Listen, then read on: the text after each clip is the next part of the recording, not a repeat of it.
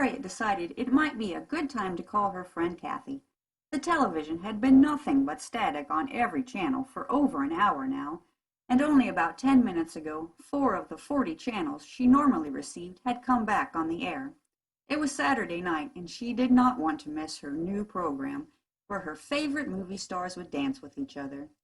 But on all 4 of the only channels that were coming in at the moment, there were newscasters talking about things she couldn't quite understand, and besides, the only people that she liked to hear the news from were on Channel 10. She knew she could trust them.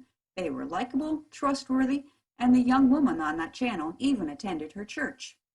She thought about Kathy as she waited for her to pick up the phone.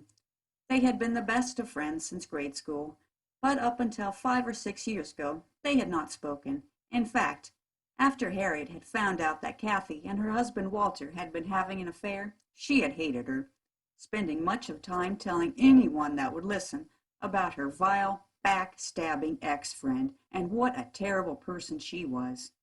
Walter had passed away almost 15 years ago, and though she knew that he had had more than a few extramarital affairs during their marriage, it was the one with her then best friend that hurt the most.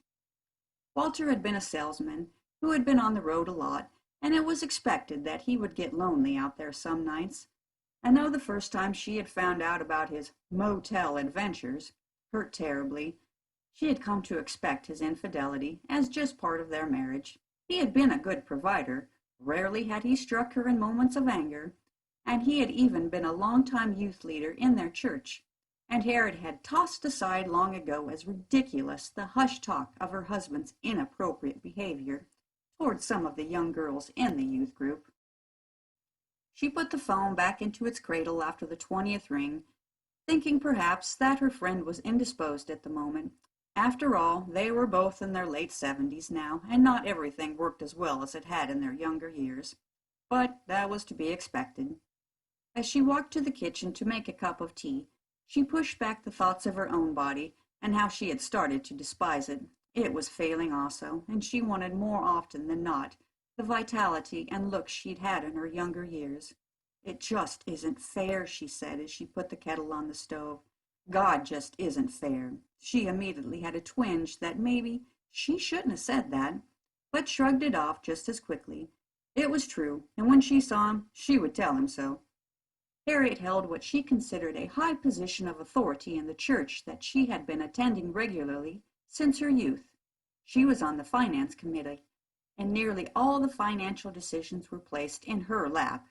She was considered a matriarch within the church, and a small sneering smile crossed her lips as she poured the tea and thought on how even the so-called powerful men of the church rarely questioned her demands, and those that had in the past had learned to back away after one of her talks with them.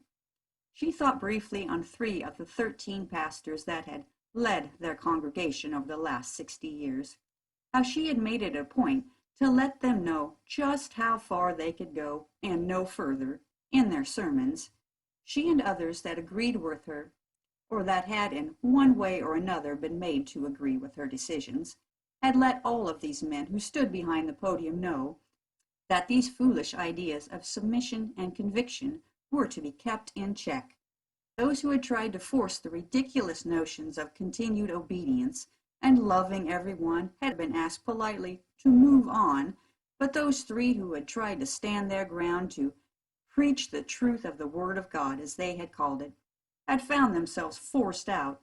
The small sneer returned to her face as she thought of the rumors that she had spread about one of them, and how he had finally been forced to leave when the news of his inappropriate actions with some of the boys on a church camping trip had been spread around.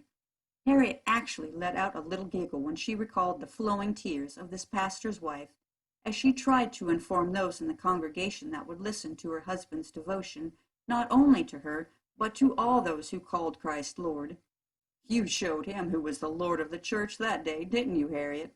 She did not even hear the words come out of her mouth as she went back to the living room to sit and to try to call Kathy again. As she listened to the phone begin to ring on the other end of the line, she began to think about her friend and how she had changed over the past few years. Kathy's husband died just after Walter did, 4 months to the day, in fact, a major heart attack. Kathy had informed her husband just days before he had died of the affair that she had had with Walter, and it was rumored that this was the reason for his heart attack. But Harriet neither knew or cared. "Serves her right," she had said to some of the other women in the church when the event occurred. Kathy had stopped then attending the church of her youth, and had begun going to a much smaller, less known Bible church in town. Stupid move on her part, Harriet had thought, and still did. Those people down there were always to be happy, to be full of the joy of the Lord, as they liked to call it, to be trusted. It just seemed fake to Harriet. All this talk of love and forgiveness, always pretending to be loving and caring. Harriet saw it for what it was. Fake. Nobody could be that happy all the time. Nobody could love everybody. There was just too many mean and evil people on this planet, taking up good air, she heard herself say. And besides, everyone knew that there are some things that you just don't forgive. So when she had inadvertently met Kathy uptown one day, handing out Bible tracts of all things, and Kathy had walked up to her and hugged her, told her she loved her and wanted to start spending time with her again, Harriet knew that all she wanted was something from her. Kathy and her husband had never been well off financially, while she and Walter had amassed a small fortune over the years. So Harriet knew what Kathy wanted. But it had not turned out that way, and as a frown came upon Harriet's face for the 1000th time as she thought of this fact, she saw her friend as she truly was, happy, a do-gooder who never had a harsh word for anyone, who was always looking for a way to lift other people up and help them however she could, the Kathy that always seemed to be talking about Jesus and how he had changed her life. Harriet hung up the phone when she realized that Kathy was not going to answer her call. As she looked at the television, she noticed all the people running around in the background, the buildings burning and the people looting. She heard the man with the microphone in his hand say something about thousands, perhaps millions of people had just disappeared into thin air. Then the screen showed a man standing behind a podium.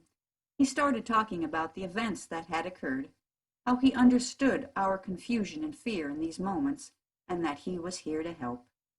Harriet felt a smile come to her face as she leaned closer to the television, and she thought, "What a handsome man."